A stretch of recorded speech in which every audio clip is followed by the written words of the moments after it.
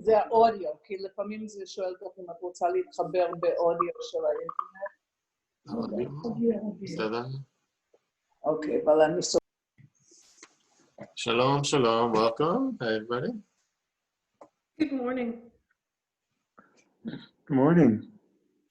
Good morning.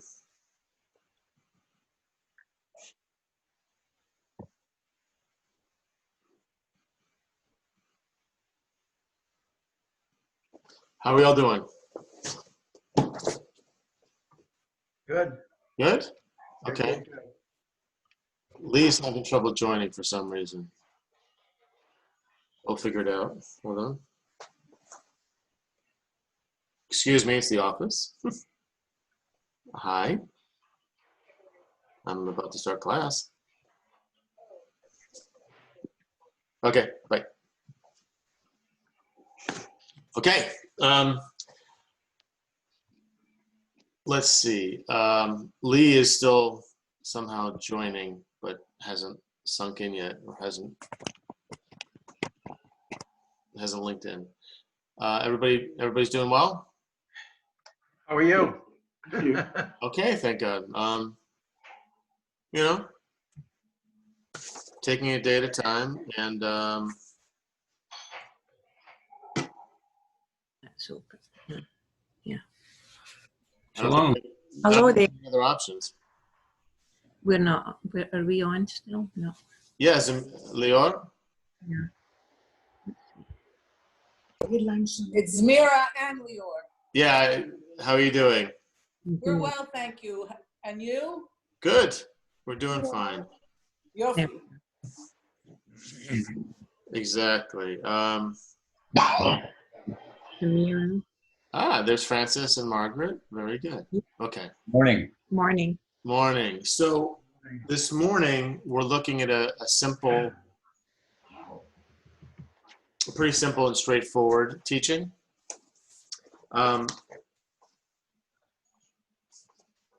The teaching of Rabbi Yossi ben Chalafta. Rabbi Yossi ben Chalafta is a really interesting figure for a few reasons. One is that his father was also a Tana, right? So his father's also a rabbi quoted in the Mishnah. And we actually read him a few months ago, Rabbi Halafta ben Dosa, which I'll refresh our memories with that teaching in just a minute. So that's one reason he's interesting, right? Because he's one of the earlier cases we have of a rabbi being the next generation, like of a rabbi being the son of a rabbi, right? It's one of the earlier cases we have of that. So that's interesting. It's also interesting that he is a student of Rabbi Akiva. So now we want to take some of this into with a grain of salt in terms of history, but according to like rabbinic legend, after the Bar Kokhba rebellion, tens of thousands of students, of rabbinic students, were killed. And these are students of Rabbi Akiva. I think that there's while perhaps Orthodox sources would cite that as a literal number, historically speaking, I think it's a what do you call it? It's inflated. Yes, it's hyperbole. Hyperbole. Thank you, Dan. That is the word exactly I was looking for. It's hyperbole, right? When they say myriads of students, it doesn't, which could mean tens of thousands. If we were using that in a modern context, most likely it just means Rabbi Akiva had a lot of students for the day. And does that mean tens of students? Does that mean maybe 100 or so? Who knows? But Rabbi Akiva is certainly a transformational figure in Tannaitic Judaism and early rabbinic Judaism, and was prolific, and he raised many students after him. So once those students were killed, apparently, or suffered, or however they came to not be Tanaim anymore, Rabbi Yossi is one of 5 students that is kind of raised up after him through the teaching of Rabbi Yehuda. So he's kind of a connector in that way between two profoundly important rabbis, Rabbi Akiva, who was one of his teachers, and Rabbi Yehuda Hanassi, also referred to sometimes as Judah the Prince. So why is Rabbi Yehuda Hanassi important? Does anybody remember? Oh, he's the main compiler of the Mishnah. Right, he is the editor and the compiler and the one who decides who's in and who's out when it comes to the Mishnah. Thank you, Lee. And Elizabeth, can we say hello to Elizabeth, everybody? Hi, Elizabeth. Good Hi. morning. Good morning. Good to have you with us. Okay, so you see that Rabbi Yossi is kind of a huge connector, right, between Rabbi Akiva, who, if you're going to think about profound rabbinic leadership between Hillel and Rabbi Yehuda Hanassi, Rabbi Akiva is going to be, if not the one, certainly one of the top 2 or 3 that you would come to, and probably he would be the one, right? He's like this, whether it's in the actuality of what's written or just in the rabbinic imagination, he is a giant, right? So here is a student of his who then is the teacher of Rabbi Yehuda Hanassi, who is the one who promulgates the Mishnah, right? So he is an authority figure as well. And Rabbi Yossi is quoted many times in the Mishnah. So this is Rabbi Yossi ben Halafta, and he's quoted many times. So he's very prolific, right? So that kind of gives us a little background on who Rabbi Yossi is. Now, let me share. I'm just going to remind us of what his father taught, and see if that informs us in terms of how we understand what he teaches. Okay. Rabbi Chalafta ben Dosa ish Kafar Hananya Omer. So Rabbi Chalafta ben Dosa of Kafar Hananya said, 10 who sit together and occupy themselves with the Torah, the Shekhinah rests among them. As it says, God stands in the godly congregation. Sorry, God stands in the godly congregation. Okay? Any questions about that? No. Yeah. How do we know that if 5 participate, God is also present? As it says, he has founded his band upon the earth. And how do we know that if 3 participate, God is also present? As it says, in the presence of the judges, God judges. Actually, what's happening here, does anybody recognize what's happening? What's happening here is Rabbi Halafta is quoting different sources from the Tanakh that suggest that when a certain number of people are together, it brings God's presence somehow. It manifests God's presence. Okay? So we started with 10, then we got to 5, and now to 3. And the way we get to 3 is because in the presence of the judges. And the judges, usually when you have a rabbinic court, it's usually of 3. How do we know that even if 2 participate, God is also present? As it says, then those who revere God spoke to each other, and the Lord paid attention and heard. Well, you can't speak to one another unless there are at least 2 of you, barring, mental issues. And how do we know that even if 1 person participates, God is also present? As it says, in every place where I have my name mentioned, I will come to you and bless you. Oh. Right? And even the individual can do that. So maybe just for 2 minutes, not even 2 minutes, let's just try to grasp onto what is Rabbi Halafta doing. What's he trying to do?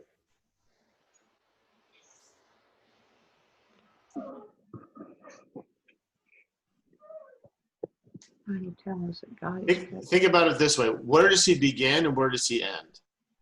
It begins with community Yeah.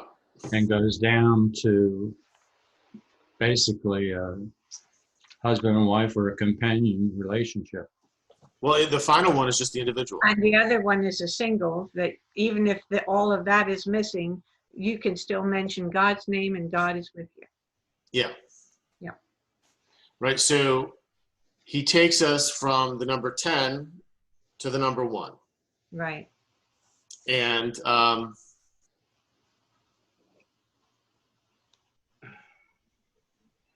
anyone have an opinion or a feeling about, and there's no right answer here, about when Rabbi Halafta does this, do you feel any opinion about whether it's better to be 10 or better to be 1?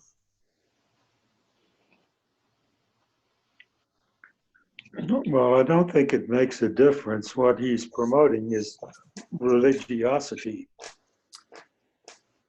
In whatever size group you are in? Is that what you're saying, Peter? Yes.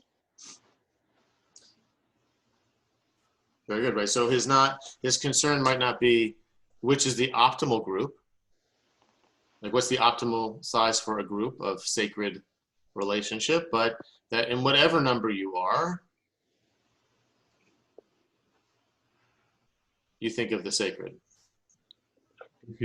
If you look at cult leaders, it's in the one person, and then they become God, you might say, to that environment. Mm. When it's like a charismatic leader, right? Right. Yeah. Okay. So let me share with you. Let me throw up the text of his son, Rabbi Yosef ben Halafta.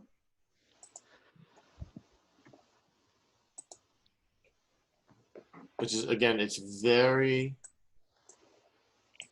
brief.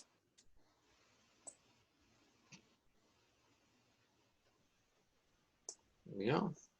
Boom.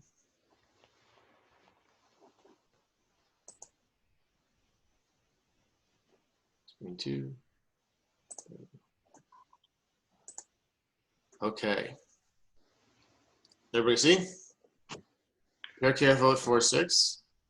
Rabbi Yosei Omer, Kol hamechabed et haTorah, gufo mechubad al habriot.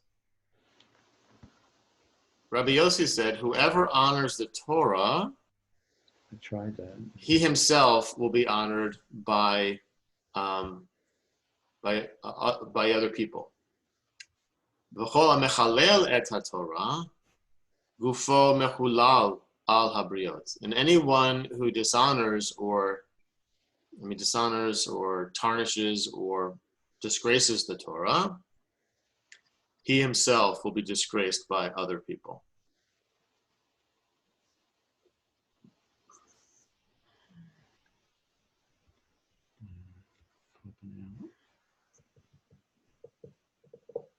So, when we look at this text,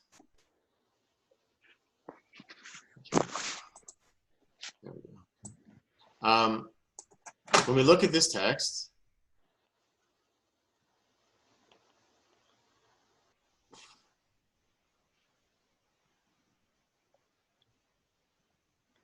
which seems to be more important? Whoever. People or the Torah?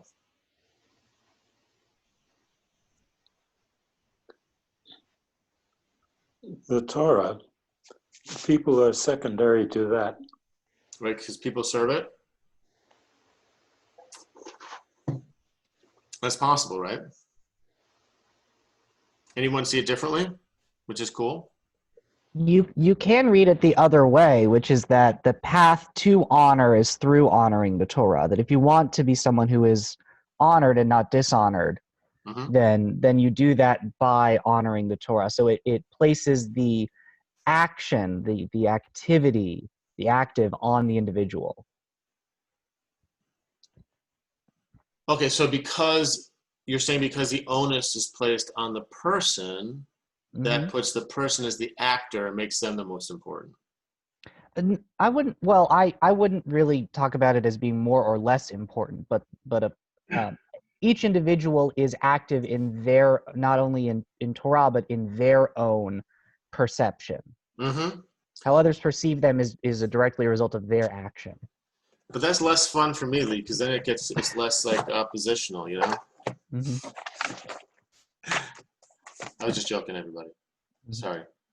Yeah, because we're starting on a kind of a base layer here, right? I'm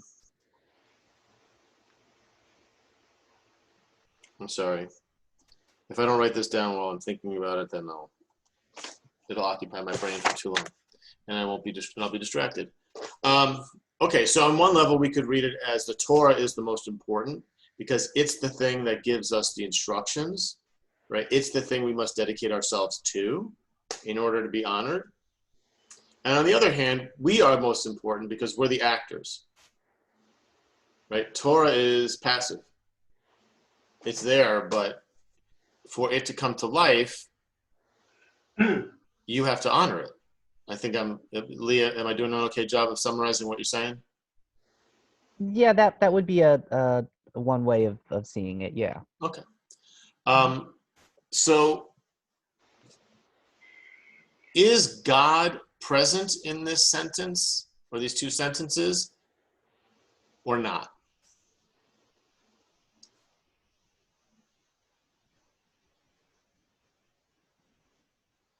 I mean, if you read it like Megillat Esther, not on the surface, but at the same time, the basis on which the whole idea is built. Okay, so on one level, you can see it as these concepts and terms, while they don't mention God specifically, have no meaning or sense if God is not a part of the big picture. Yeah. Okay. Elizabeth, were you gonna say something, Elizabeth? You're muted still. Oh, sorry about that. Because it sounds like we're using the Torah as a tool, and if the Torah is from God, that would be the only reason to use it as a tool. As a tool, right? Yeah, in this phrase. So God's there in the action. Mm-hmm. Yeah. So what Lee said, basically. Right, because what Lee said, but a little bit more. I mean, I think Lee put it nicely in a way that we could understand it without seeing the Torah as connected to God specifically. Where we can debate, I should say, the degree of overlap in the category of God and Torah in a Venn diagram, right? Is Torah, and what I mean by that is Torah like a part of God, right? So there's a big circle that is God, and I guess if we're going to, I guess this has to be true everywhere, right? Because God is undefinable. God is beyond us. So I'm not sure if I can make God into a circle because that's restricting God's presence. But just go with me here, and hopefully I'm not sinning in terms of idolatry. But if we have God, right, as a circle, one way to see this is that Torah is a circle subsumed within God, meaning the Torah is all divinity and there's no separation, right? Another way is to see it is God is that Torah shares a little bit with the God circle because it's got a piece of divinity in it, a spark of divinity, so to speak, but it's also very human, right? So that Torah is somewhat separate. And then a third way would be to see them kind of like abutting, like that the Torah is God adjacent, so to speak. It's the bridge for humanity to get to God. Torah is the expression of humanity, of divinity by humans. Yeah, well, so how much overlap, Francis, would you see then between Torah and God? I don't see any difference.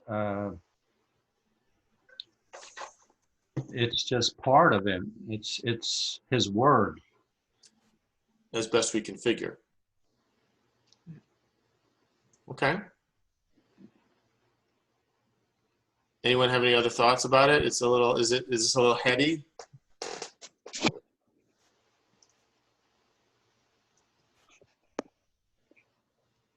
So let's bring it down to earth, right?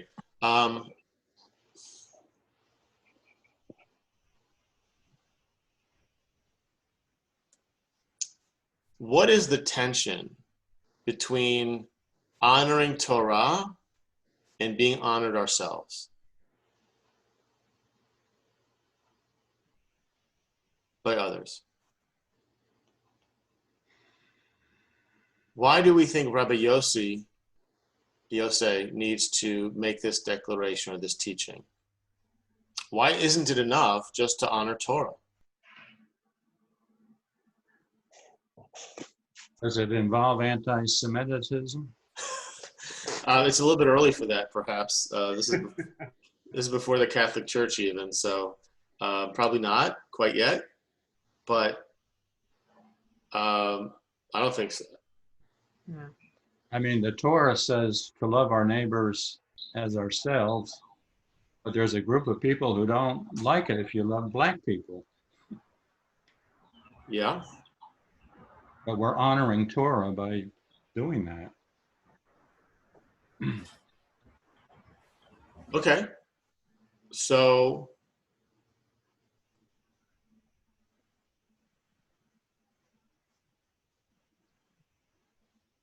then, Francis, how would you take Rabbi Yossi's teaching and have it steer you in the current moment with regards to issues of racism in America and what you just spoke about?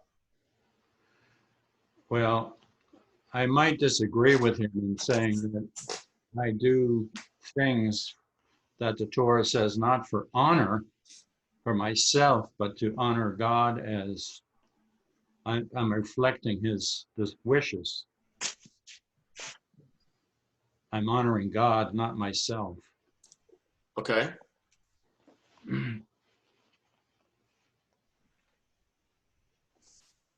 Anyone else?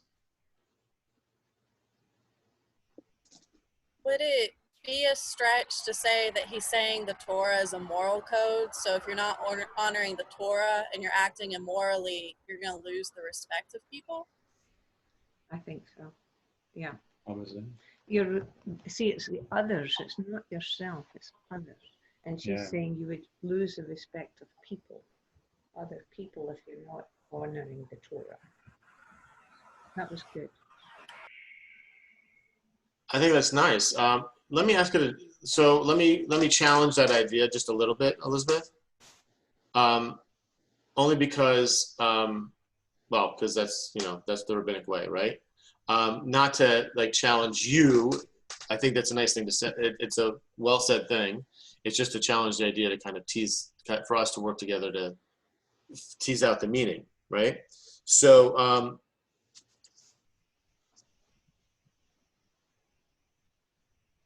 When I see anyone who's dedicated themselves to something that's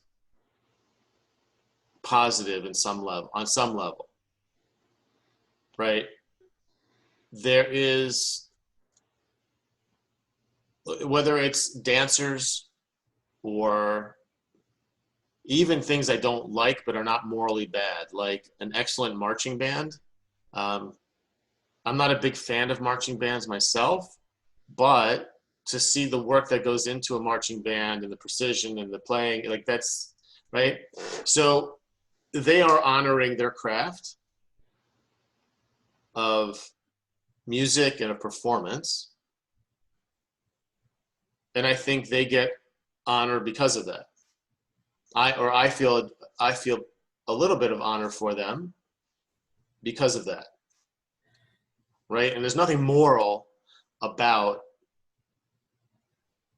marching bands. Right? So is that an element of what Rabbi Yossi is talking about here? That just to see, that anyone who like dedicates themselves here to learning and to teaching and to kind of this kind of the pursuit of Torah, whether it's moral or not, well, let's leave that aside for a second. That there's something, they'll be honored because of their excellence, because of their dedication, because of what they show through it, or right? Is that a part of it, or is it all about anyone who honors Torah will live Torah, and then by living Torah, they will bring the values of Torah to life. And by doing so, they will be agents of God in the world, and therefore they will be they will be honored because they're doing those things.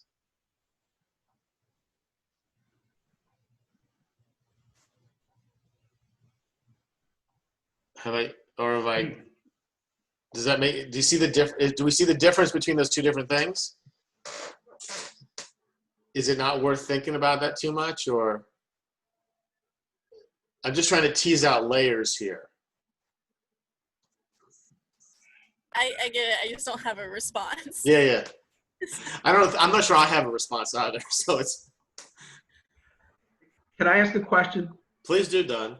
Yeah. So are you trying to dig at the meaning of honoring the Torah, basically, and you're trying to distinguish between studying the Torah and being knowledgeable about the Torah, or practicing what the Torah is trying to teach us? Because they're very different things. Yeah. And one can be very knowledgeable about the Torah, but doesn't necessarily mean that he can is able to put it into practice, is willing to put it into practice, or wants to put it into practice. And there are issues, I think, about the Torah that relate to individuals, about what they should do, but also a lot about how you should interact with your fellow man. So there's a lot of, I guess what I'm getting at, I think you were getting at it from what you were saying, Yeah. is what does it mean to honor the Torah? Exactly. What does that mean? because I think without understanding that, it's hard to connect it to the issue of being honored by others, which frankly I find puzzling. I don't understand the issue of being honored by others. I mean, that sounds a little egocentric to me. Is that why we study Torah, to be honored by others? I'm not sure. I don't think so. I don't think of it in those terms, frankly. No. Well, although Don, let me. Yeah, I like the way you rephrased it. You kind of reframed it. That's a part. That's kind of an element of what I'm trying to get at. Is what does it mean to honor Torah? For sure. Somebody's written. Yeah, Lee just made a chat, and maybe he wants to expound on what it means to honor. I think that's very central here, is to really understand what that means, and whether the meaning and the translation here is quite different from what we think about as being honored in today's meaning. No, the translation is good. To honor is certainly the way we would use it, and even in modern Hebrew, that's how we would understand it. It does come from the word for weight or heavy, right? Kaved is heavy, and so you could think of it as, if we want to get really into the metaphor, that by doing Torah, you're kind of giving weight to the words of Torah. Like you're giving it weight, you're giving it substance, and that's what makes it that's how you honor it, right?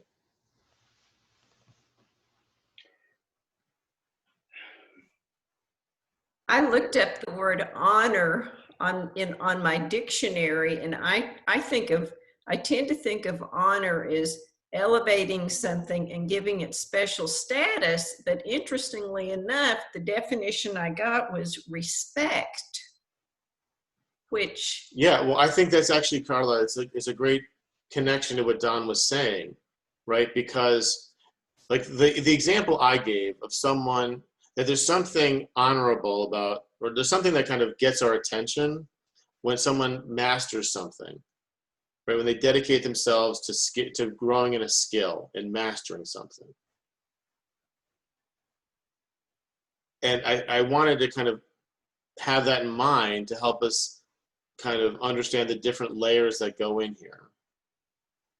So what Don was doing was putting it into terms of Torah learning and Torah discussion, right? What does it mean to have someone who is incredibly brilliant and knowledgeable about the text of Torah, but does not live their lives by the values of Torah?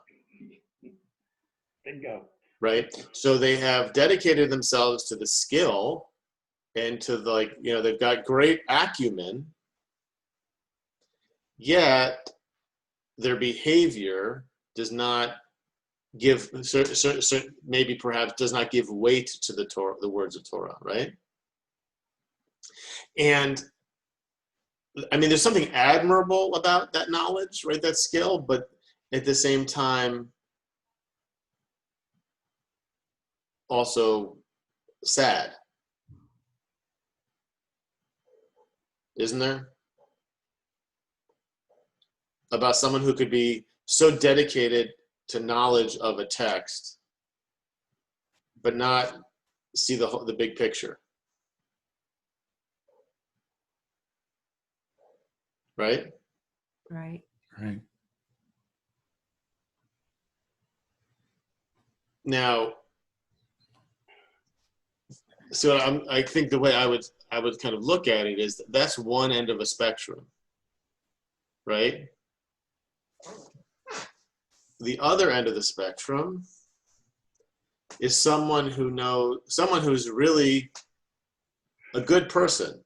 Like honors all the values in Torah, but doesn't know very much.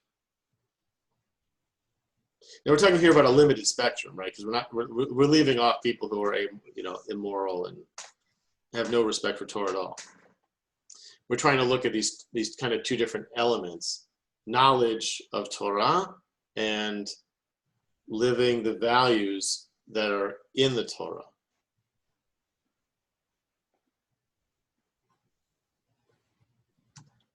Right? In which case, it's kind of a, well, the secret is to find the mean, like the golden mean, right? Of balance between knowledge and actions, or maybe not. Maybe it's to be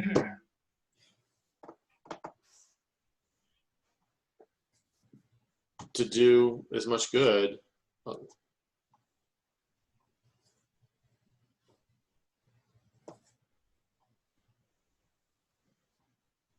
Anyone?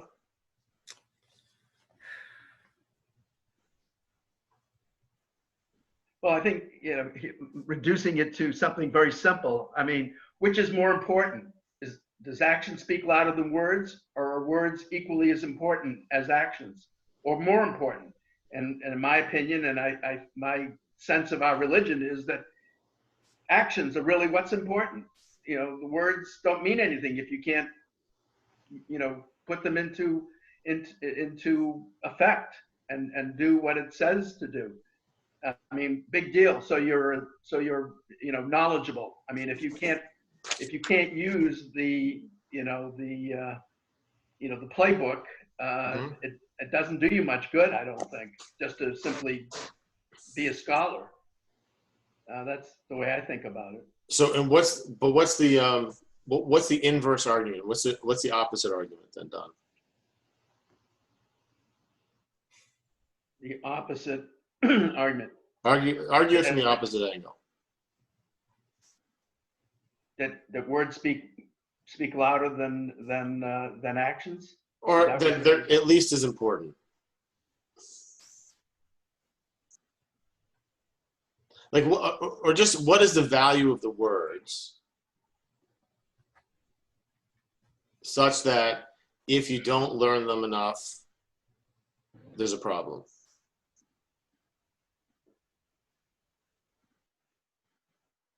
I'm not sure I understand your question. Where am I getting at? Okay. So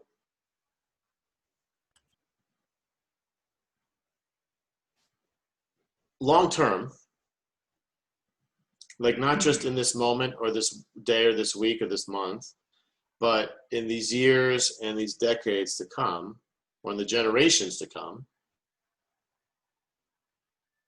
how likely am I able to be able to pass down a tradition only through action, without the words? Right? If I'm always belittling the word, or maybe belittling or just not giving it enough focus or attention, and I'm focused on doing good things. Like it's not that I'm ignoring Torah study even to, like, you know, watch sports all day on ESPN, but I'm ignoring Torah study to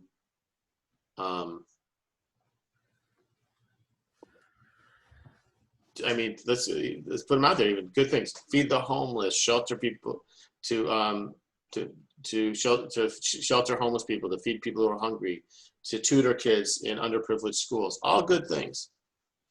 To build Jewish community, to daven, to lead davening and teach davening. Well, let's not go there because that's a mixing of the words, right? All good things, right? Hello? You're back. I don't know if I froze or you froze. I think your internet was shaky for a moment there, Don. But that's nice. Yeah, because everything froze. So was that me, I guess? Yeah, we were here. Yeah, well, I guess I wasn't. Yeah, it's kind of like you leave the room for a second when your internet goes frizzy. Lovely. Okay, so in that case, right?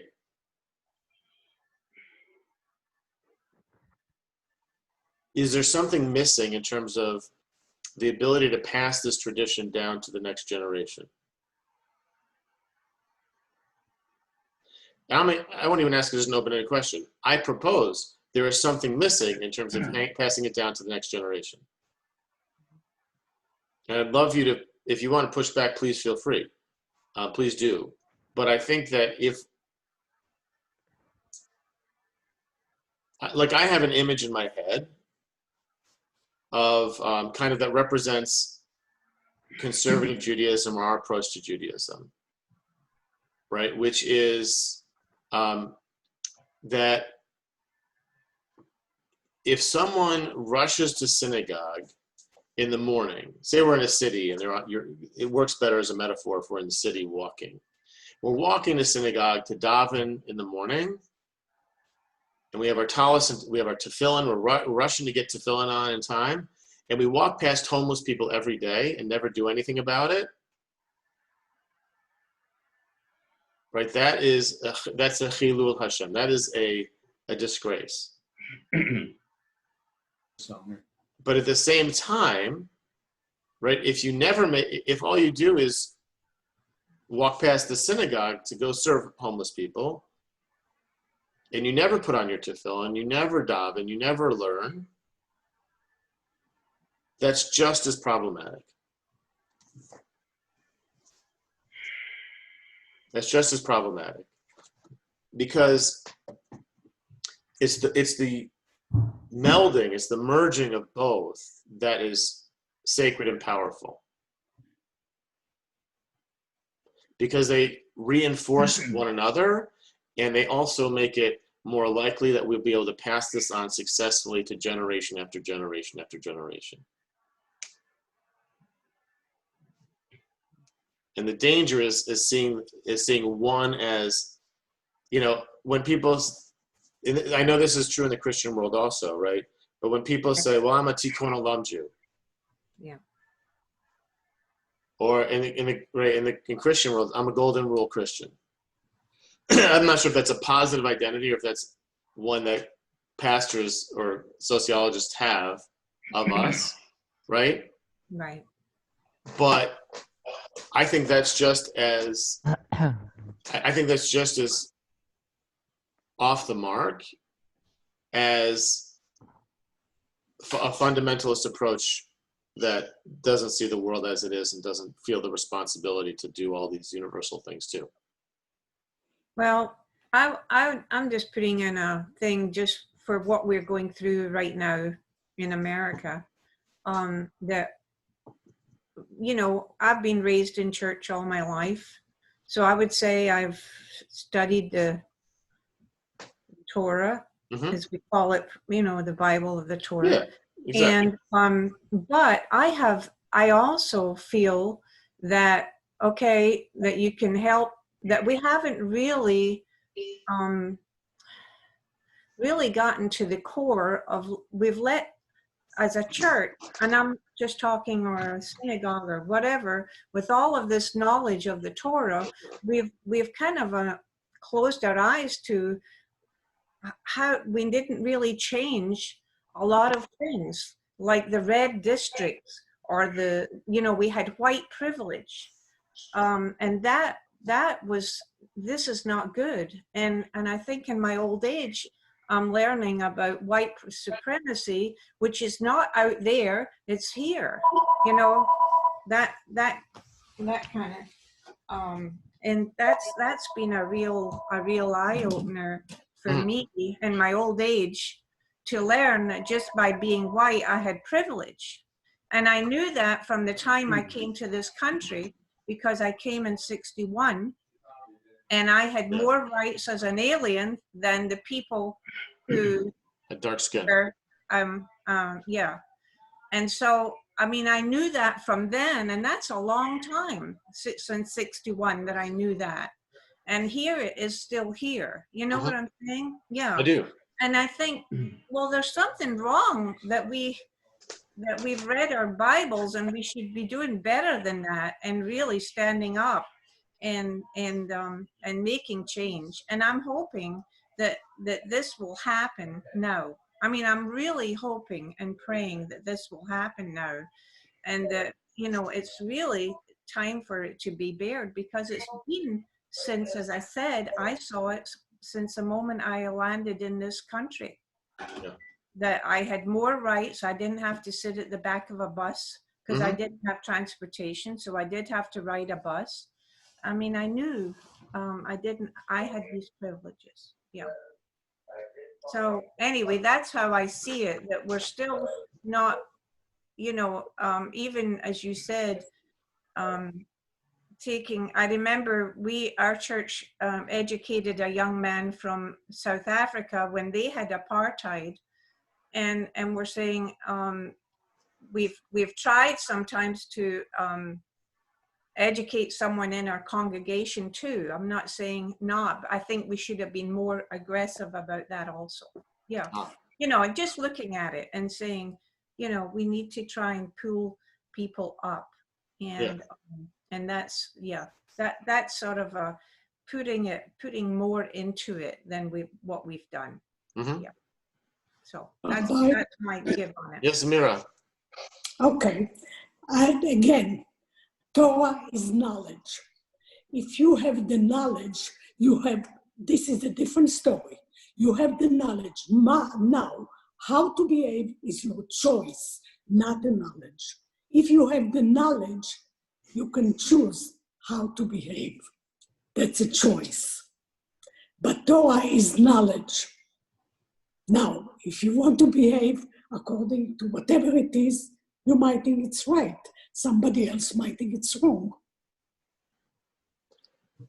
Yeah, Zamira, and that's why the verb here is not yodea, right? Or it's not there.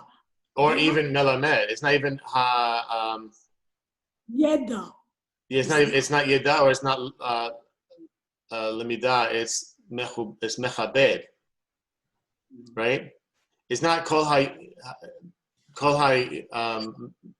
melamed Torah. Not everyone who learns Torah, but everyone who, kol halamed. It's not kol halamed, everyone who learns, kol hamelamed, everyone who teaches Torah, or kol hayodea. It's not even all who know Torah, right? It's kol hamechabed et haTorah, everyone who honors the Torah.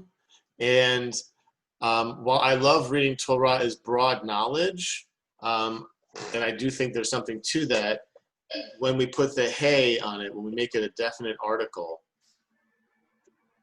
right? It's et haTorah. I think we're talking here about, we have to be talking about Bereshit, Shemot, Vayikra, Bamidbar, and Devarim. I mean, I agree with what you're saying, Zamira. I just think that Rabbi Yossi might have been going at a different angle here a little bit, or speaking specifically about the 5 books and about that kind of knowledge. It doesn't contradict what I'm saying. No, I don't think it contradicts it. It sees it as another layer, right? And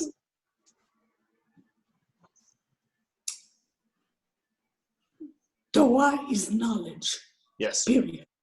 Okay. Now, if you know the Torah, if you have the knowledge, now it's your choice. It's your choice to choose. You might choose the right way, you might choose the wrong way. Yes. But it's very specific. And when you choose, yeah. What I might think it's right, you might think it's wrong. And priorities. So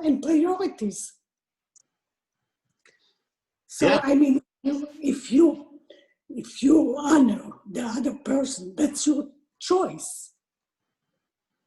Or the Torah, if it's your choice. Yes, it is your choice. You have the knowledge. You have the knowledge. Now you have to choose your behavior. Yeah, you have to have the knowledge, right? I think that's what we're trying to say, is that, I was trying to speak about, is that both are important. Having the knowledge and doing the work.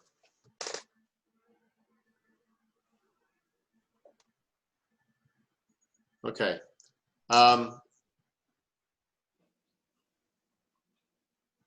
Anybody have any? It's already 10:50, believe it or not. But anyone have any final thoughts on maybe what Rabbi Yossi was getting at?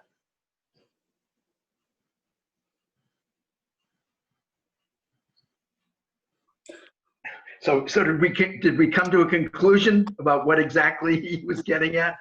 What's important here? Is it Yes. honoring the Torah, or is it being honored by others? Let's reduce that to a real simple question. Oh, I think it's honoring Torah is what's important. He's telling us when you honor Torah, you will be honored by others, right?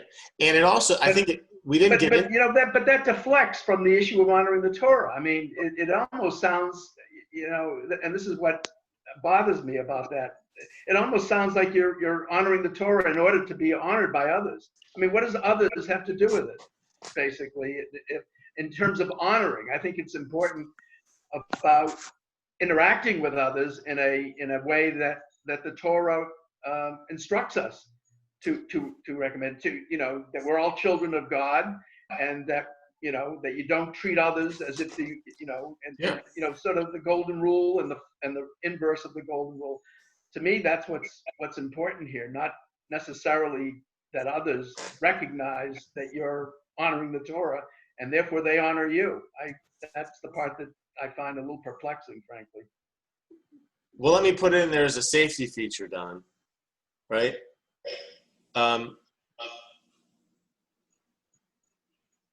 You could practice Torah in a way that would not honor other people, right? That doesn't take other people into consideration, where you're just, this is, you know, right? Right. You could keep kosher and go to shul and obey all the holidays and treat other people like crap. Well, yes. Well, it's hard to treat. That's not what the Torah says. The Torah says all of it. Exactly. The Torah says all of it, right? So perhaps we could see it like this. And I know I'm stretching it, I think, here a little bit, but you'll know that you are honoring Torah, right? You'll know that you're actually you're hitting enough. You're hitting all the different elements when you yourself are honored by other people,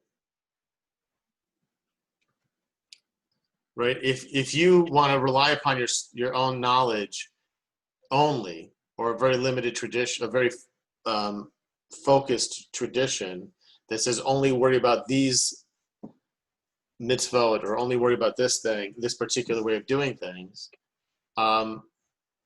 but it's not pleasing to the people around you. It doesn't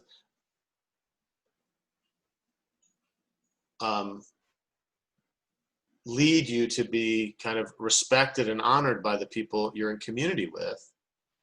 Well, then you're not doing it. You're not doing it right. May depend more on the others than you. It could, right? Depends on which flock of birds you're hanging out with. Yeah. Listen, there's no list of like, oh, you know, there's this tradition of Taryag mitzvot, of 613 mitzvot, right?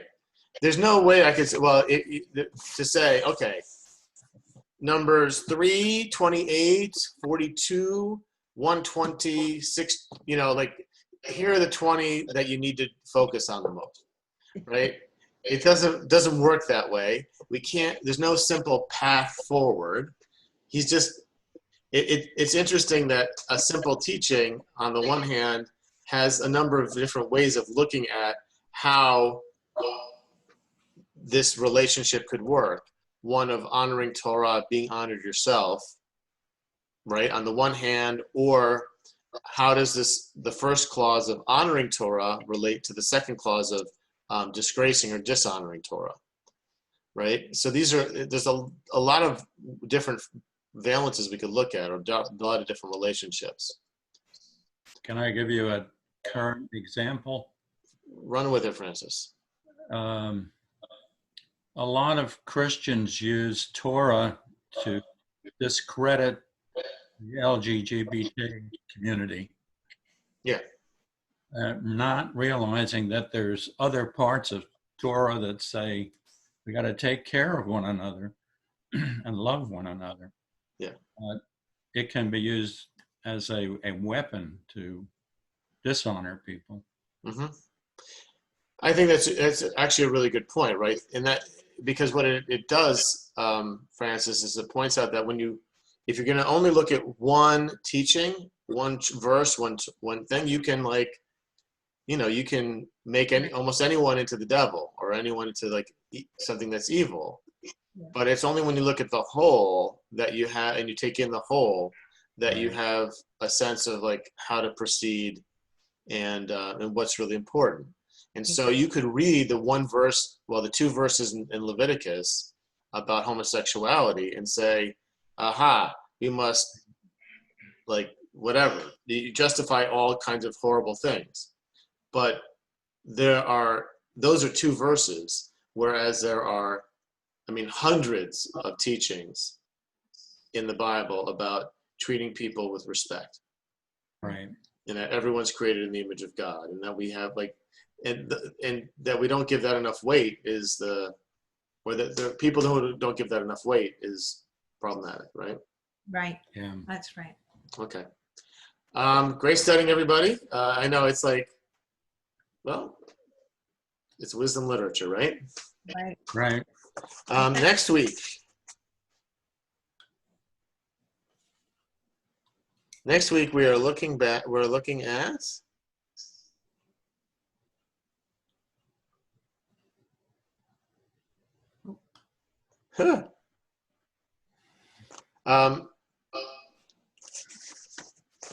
as a rabbi, like, what does it mean to engage in the practicalities of life in terms of